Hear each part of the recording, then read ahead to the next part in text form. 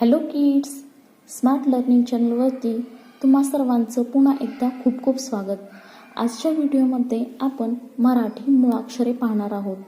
यामध्ये त्याचे दोन प्रकार पडतात. एक आहे स्वर आणि दुसरा आहे व्यंजने.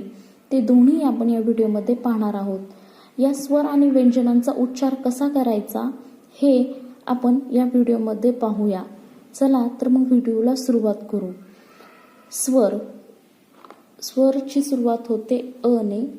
अ, आ, ई, ई, उ, ऊ, ए, ऐ, ओ, औ, आहा, रू. अशा प्रकारे आपल्याला हे अ ते रू हे स्वर माहिती आहेत. पण आता या स्वरांमध्ये अजून दोन स्वर ॲड झालेले आहेत. ते आहे ॲ आणि ओ.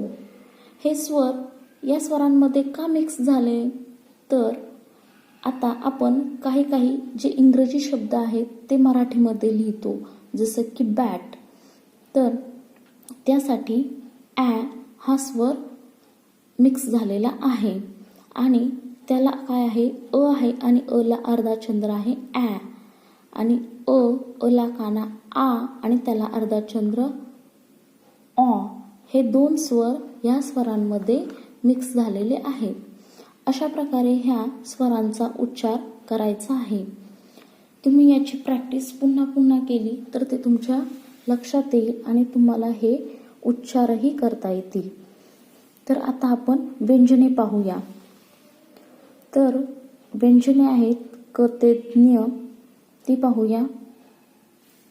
क, ख, ग, घ, न, च, छ, ज, झ, न, ट, ठ, ड, ढ, न, त, थ, द, ध, न, प, फ, ब, भ, म, य, र, ल, व, श, श, स, ह, ळ, क्ष आणि ज्ञ.